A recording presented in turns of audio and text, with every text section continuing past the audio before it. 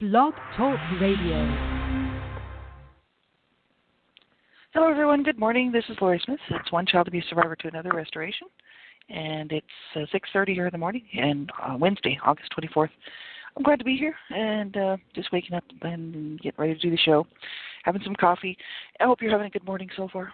And this morning started out pretty good. I haven't been up all that long, so I'm just waking up, and had a little bit of a late night last night, and my husband's terminally ill, and he fell last night in his room. I don't know how he did it, but he must have got dizzy or something.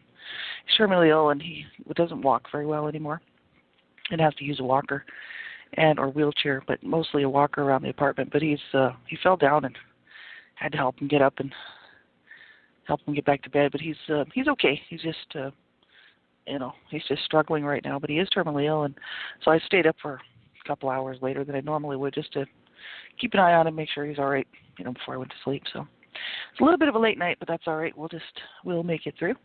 And so I hope you have a good morning so far. And this is just really a look at my healing journey, and hopefully it helps you if you're a survivor of abuse, and helps you in your healing journey. Looking at how am I doing in my healing journey, sort of keeps me accountable to work on the things that I need to work on, instead of just putting it off and putting things aside and not dealing with things that I know that I still need to work on. And so that's why I'm doing these shows. So thanks everybody for tuning in to my shows, and hopefully, like I said, you're getting something out of them. And we'll get right into it. This morning, I could do a morning reflection. How am I doing on my healing journey? Any particular things that we need to work on or that I need to work on? And how am I feeling? I'm feeling pretty good, a little discouraged because my husband's progressively getting a little bit weaker this last couple of months.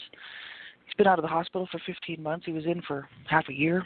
He was in for 6 months, a year and a half, well, actually, about a year and 2 or 3 months ago. So we're trying to keep him out of the hospital and as much as possible. And he hasn't had to go back for 15 months. So he's starting to kind of look like he's heading that way. So it's a little discouraging. That does sort of discourage me as far as my our life goes.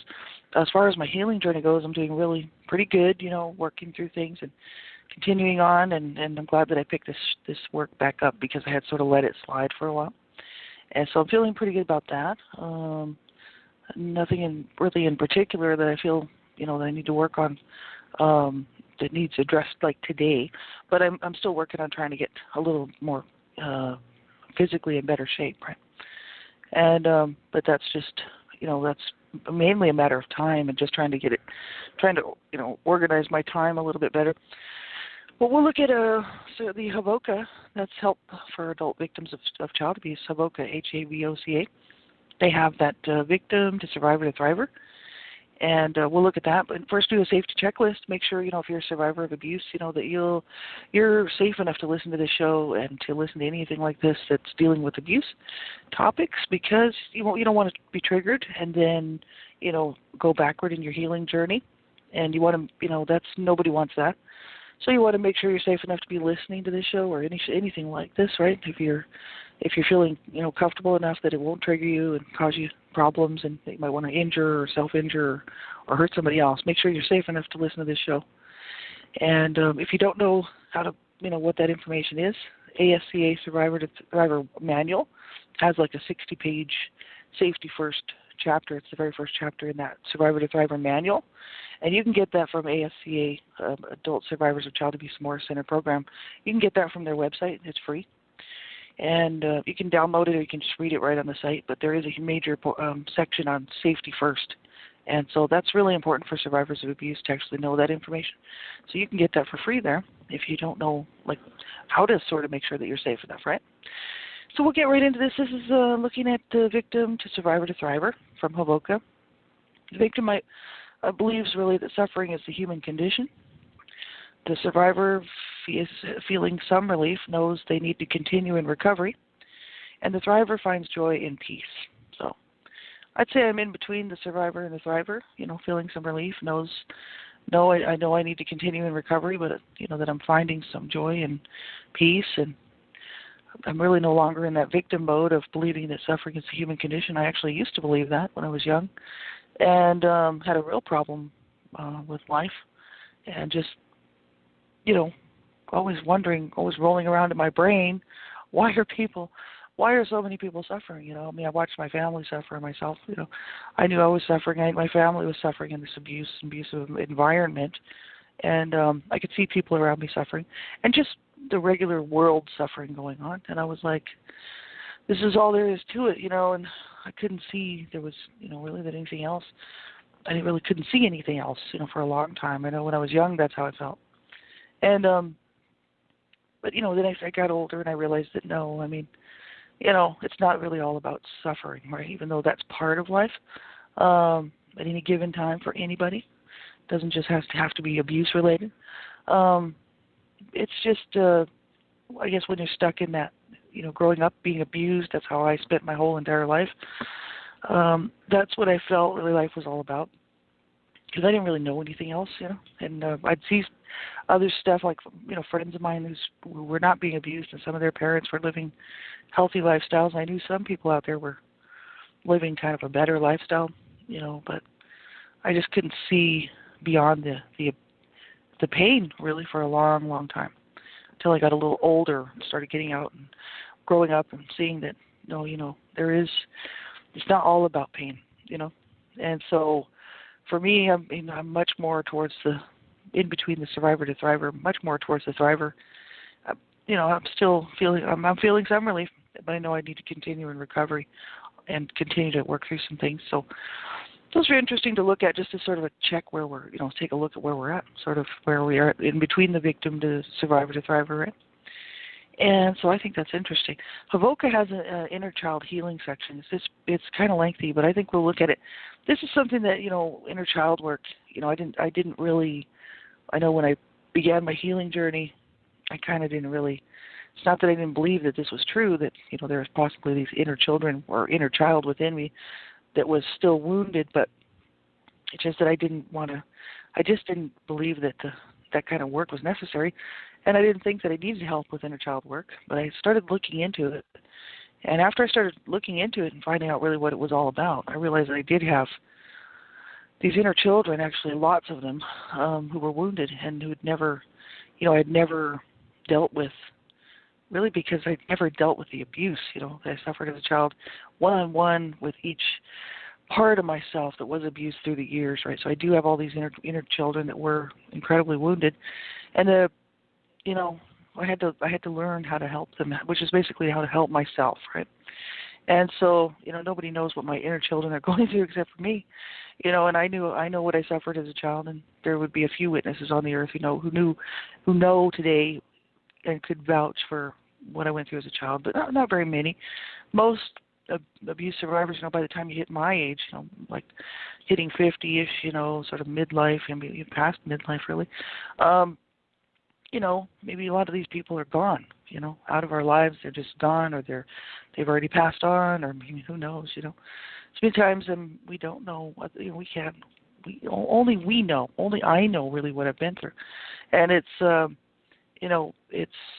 really the only one that can help those inner children, those parts of myself that were so wounded, right?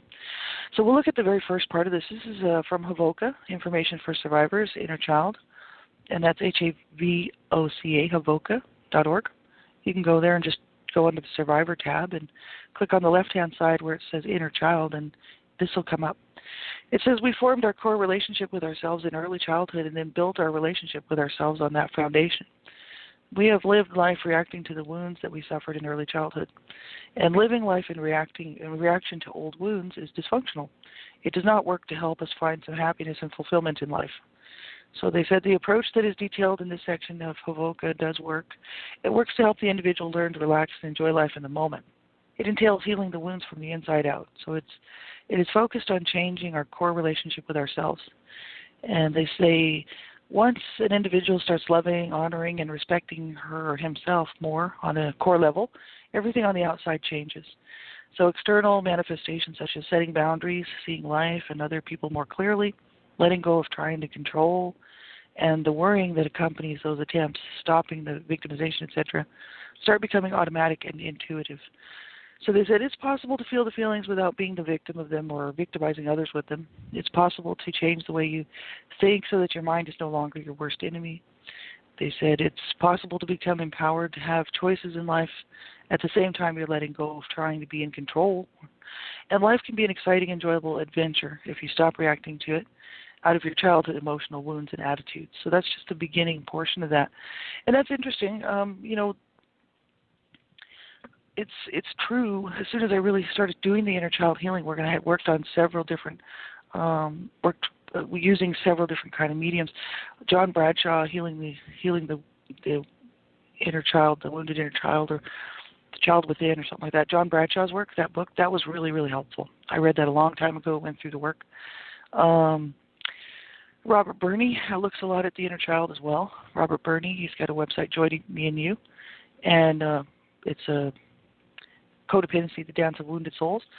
That's really good information too as well about inner child stuff. And then there's this program that I use that actually really became I'd say probably the number one top best thing that I've seen out there that helped me to get through a lot of my stuff. And that was a program, it's actually called Your Envisioned Mind. Your Envisioned Mind. It used to be called Forget Talking Therapy, and it's put out by Beverly Searle out of Australia. And this program, two of my friends who really are therapists actually in Australia helped me out by going through this program and doing this program with me for free, which was really nice of them to do that for me. Not very many people have the opportunity to have that, to have somebody do that for them, right? I'm forever grateful that they did that with me. And because, I really didn't have the money to do it. And I didn't, and these were two people that I knew outside of, that work, Your Envisioned Mind. I actually knew one of them as a good friend, right? And so these two ladies helped me with this program, Your Envisioned Mind. And it really did help me out. And it really made, I'd say, all the difference as far as making progress from really being the victim and just being so wounded, but still able to hold jobs down and able to function, but still just being so wounded, right? My own person and my own personal time, to somebody who's really more towards the thriver now. So it really made all the difference to work with my inner children and deal with all that stuff, because that was really dealing with the real abuse and the real hard stuff. It did. I'm glad I had somebody to help me to work through it instead of trying to do that on my own. I think it's important, that sometimes people can't do this stuff on their own. I know I'm glad that I did have help on that, because that was very important. I would say, for most people, if you're not sure you're safe enough to do any of this work, that anybody suggests, like any website stuff, anything that anybody's talking about, like I would never suggest that people do any work on your own if you're not sure that you're safe enough to do it on your own. Most of the stuff that I've done for most of my healing journey, I've done on my own. That's probably the only thing that I didn't do on my own, which was the inner child work with that program that the two ladies helped me out with, and which they really are therapists, kind of, practicing therapists. One of them is, and then the other one was, and actually is, like a psychotherapist. So they helped me out a lot with that, and I'm glad, I wasn't on my own with that. But some people are strong enough and safe enough to do this stuff on their own, and then other people aren't, and there's no shame in that. So I would just say, if you're not sure, you think you might self-injure, or it might cause you to hurt yourself, or just go backward in your healing journey, then don't attempt anything on your own, and make sure you reach out and get some help, because you have to be the number one person to look out for that sort of thing in your life. Basically, you have to be the number one advocate, really, to make sure that you're getting your needs met, and that, if you're not, you have to be aware of where you're at in your healing journey, of how you're feeling, and because you're really the only one that can do that. I'm the only one that can wake up today and let people know what space I'm in today, whether I'm okay, whether I'm not okay. Nobody else can tell me that, or tell anybody else that. I know that, right? So I need to be very aware of where I'm at, and so does everybody else. We all need to be aware and be responsible, really, for ourselves, and do the right things, and not just sort of, put it off or just leave it up to chance. It's not worth take the risk, really. So you want to make sure you're safe enough to do any work on your own, because some people, need help with this sort of thing, and I'm glad I had help with this inner child healing work. But I'm just going to sort of go through and look at what they have written here about it. But I really like John Bradshaw's work. That was very helpful, as well as Robert Burney. Robert Burney stuff most of it's for free. You can grab it right off his website there, Joy to You and Me. Or just type in your browser Robert Burney, Burney. And also you could type in, I guess, codependency, Robert Burney codependency, and his stuff will come up because he's got stuff on several different websites. He's just got his stuff all over the place. And but I have his book. A friend of mine bought me his book, and it's really, really good information. So we'll look at some positive reinforcement here this morning. And this is what am I doing right in my daily walk? Looking at the positives, not being too hard on myself, and being kind to myself. I'm doing the best that I can, really, and I guess that's what's important, right? What am I doing right in my daily walk? Try to heal. And, well, I'm still working on things, and little by little, right? Some days I have to put certain things off. Some days, I don't get things done that I need to get done. And I always find that very frustrating. But, there's only so many hours in the day. And sometimes things just, they just don't happen. So what I started doing was just being happy and really taking note of the positives in what I am doing. And I guess just I'm on my healing journey. I'm still working through it. Still making, strides to be healthier person physically, emotionally, and spiritually I'm doing really well, and so, but it's good to just, to just take a look and see where we're at sort of thing. And I think, I got up this morning, I'm continuing on, and I mean, it's a good thing, right? So I'm happy about that. Working on getting organized really is what I'm doing. It's taking time. It takes time to do that because I have so much that I'm working on, and I have to fit it all into this period of 24 hours, and I got to sleep too, right? So it's I got to try to take care of myself. Nobody else can do this for me, right? And so I'm working on getting organized, right? So we'll look at a positive affirmation here. This is I am emotionally calm. And yesterday was I am a capable person. This morning I am emotionally calm. I mean, I could walk around all day saying that, but if I'm not emotionally calm, it's not going to really help me out. I'm emotionally calm. I am emotionally calm, actually, for somebody who's been through, so much, but I didn't used to be. So I know where I was before and where I am today. I'm really quite emotionally calm nowadays because I have made so much progress on my healing journey, but for so many people I know it's just not the case. I've been on this healing journey for almost 10 years now. And next May would be 10 years, but I didn't do the bulk of the work until 2009, 2010, 11, right in there somewhere. So it's been a few years since I've been just working on the main bulk of my healing journey. But, I'm doing pretty good. Well, some days I'm not that emotionally calm, I tell you. There's days where, I do have difficulty with that, and I think that's normal, right? We're all going to have difficulties some days, right? Other days are better, where I just feel like, wow, I am emotionally calm. And I think that helps me to actually stay emotionally calm, is to recognize that I do have these good days. And that's why I like to keep track of what's going on in my life and keep track of my healing journey, because I can look back and say, wow, I was like journaling and things like this. I do a lot of journaling. And, and then I can look back and say, wow, this has been a good week. I had a little setback here and there, but doing pretty good. And then I can sort of judge where I've been, where I'm going, and it sort of helps me to keep track of the progress, and then I can be happy about the progress instead of just sitting around going, wow, I haven't done anything, and nothing, this doesn't seem to be working or whatever. I just look at the positives and I log those, and and then I can go back and say, well, I did that and I did that, and I'm doing pretty good, and that helps me to feel good about things. So it's good. It's good to we need to be kind and good to ourselves, right? I mean, everybody does, right? We should be lump ourselves in with everybody else and be good to ourselves. So I like those positive affirmation type things. Self-care, what am I doing both, or what are we doing both, or just all, physically, spiritually, right, emotionally to care for ourselves? And what can we do to help ourselves, right? We looked at soothing deeds from Irving Studio, self-care. We looked at keeping busy, healthy distractions, art and playful activity, taking care of the body, physical release, and seeking assistance of your support people. So we've already kind of looked through that tab, so I think we're kind of done there. But we'll move on to their other section that he's got there, Irving Studios, the coping lists, and we'll do some of that here in a minute. Hoboken Survivor's Bill of Rights. So it says preservation of personal boundaries. You have the right to take appropriate action to end any trespass that does not cease when challenged. So yesterday's was for the preservation of personal boundaries. You have the right to challenge any crossing of your boundaries, and we do. And today's is to take appropriate action to end any trespass that does not cease when challenged. That's right. If somebody crosses my boundaries and then I address it, and then they continue to cross these boundaries, it's my decision really to protect myself from further abuse. Really, this is why these personal boundaries are really, really important for survivors of abuse, because quite often survivors of abuse are re-victimized, right? Because we didn't have any rights as children, right? I mean, I was abused in every way as a child, and I didn't have any rights. I didn't have a right to open my mouth, or be abused. So, I did quite often open my mouth, which got me a lot of abuse, you know what I mean? So, I didn't have any rights.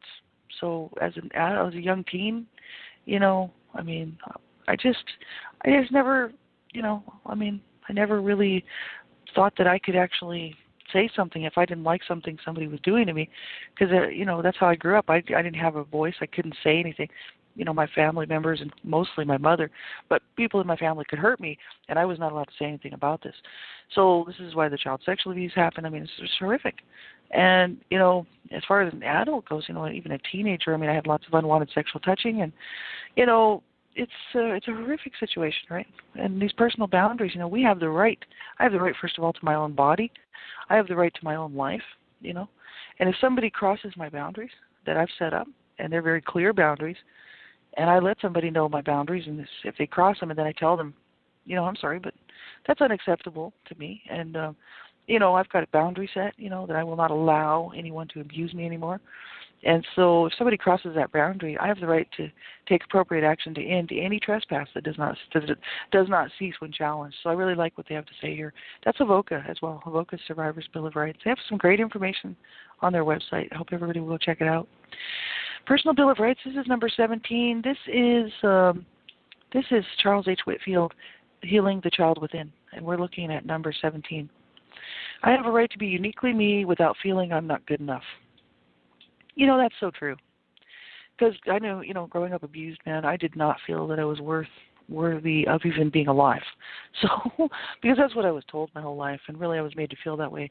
And then, bad choices I made as a teen and as a young adult, kind of put me even further down because of my own choices, that I really felt that, I wasn't good enough. I'm just worthless, and all this stuff. Absolutely horrific. I have a right to be uniquely me without feeling I'm not good enough. That's right. And anybody who tries to make us feel that way, really, sometimes people do these things, and really it's because they're sick, right?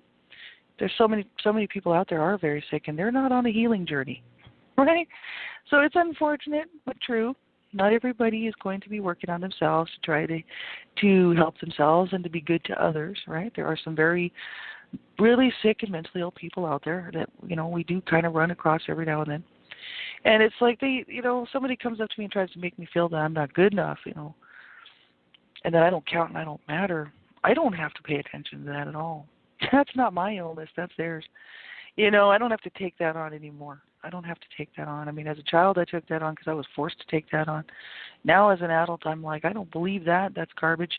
And if somebody tries to make me feel that way in any situation, I don't care if it's a work situation or anything like that. It's more than likely their own mental illness, not my problem. Because if people think that, there's so many times people who've been abused, they're so afraid they're going to make a mistake, because fear comes in. I wasn't allowed to. I was abused whether I made a mistake or not at home. It didn't matter what I was doing. I was just being abused. So it wasn't because I was a bad kid, right? So the thing, and besides that, why would you abuse? There's no excuse for abuse, right? So there's no excuse for abuse from people today in our lives. There's no excuse for abusive behavior coming from anybody.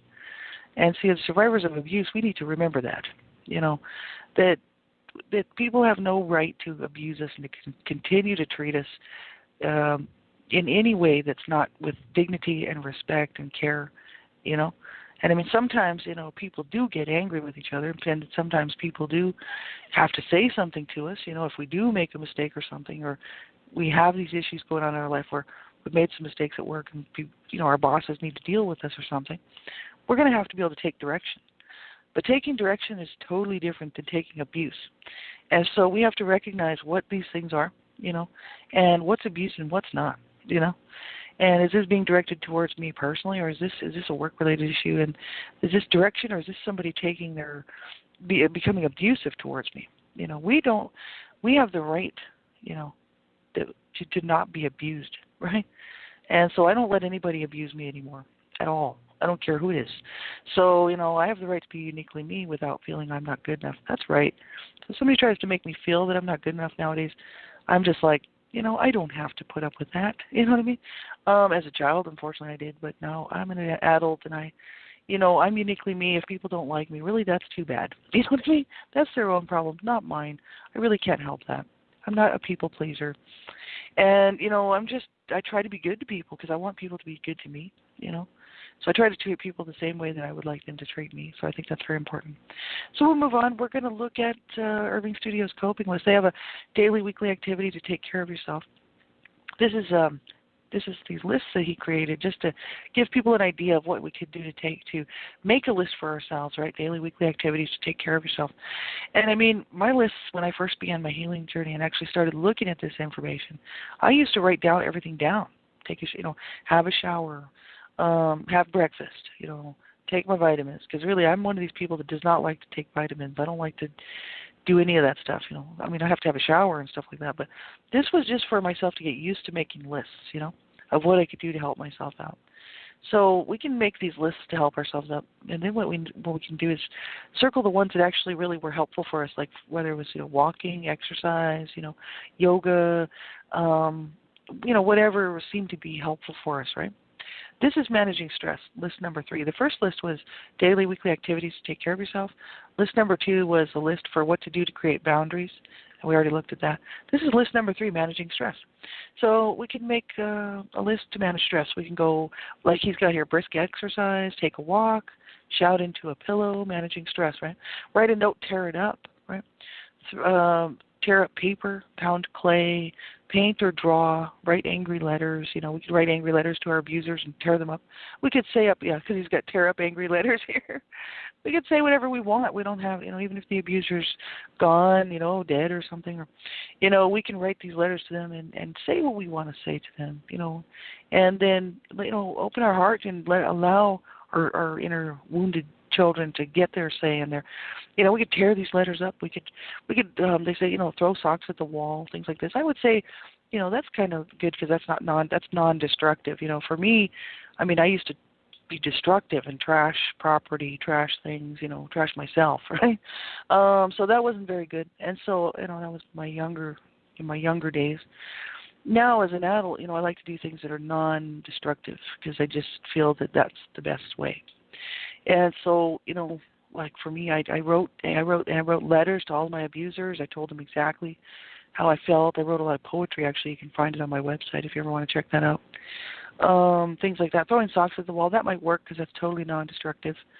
My problem is I got a cat and I don't want to scare her and I don't want to put her in a different room.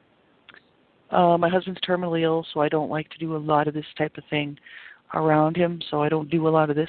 But I do a lot of work through my writing. And so my writing and stuff, that's sort of where I take my aim at my abusers is through my poetry mainly and writing. So, everybody's different. We all have different things that help us out, right? Here's an inspirational Brainy quote. This is from brainyquote.com, and they actually tell people go ahead and use their stuff wherever you want. Just make sure you credit the brainyquote.com. It is during our darkest moments that we must focus to see the light. Aristotle Onassis. Isn't that right? It's during our darkest moments that we must focus to see the light. Absolutely. Because the light is there. We got to focus to see it, right? And Audrey Hepburn, here's a quote from Audrey Hepburn. Nothing is impossible. The word itself says, I'm possible. I like that. That's awesome, brainyquote.com. And we'll look at it at the Meditation Gallery Inner Child Healing Square tomorrow. And we'll pick back up here tomorrow. So, if you're struggling and having a hard time, like I tell everybody on all my shows, make sure that you reach out and get some help. If you don't have somebody to talk to and you just don't know how you're going to do it, you call a crisis line, like I always say, because there's people sitting on the other end of that crisis line that care. Yeah, I'd be one of them if I could be. So, you get some help. and you make sure that you reach out and get some help. Call someone. Don't suffer on your own. And I wish you all a wonderful day, and we'll talk to you tomorrow. Take care. Bye-bye.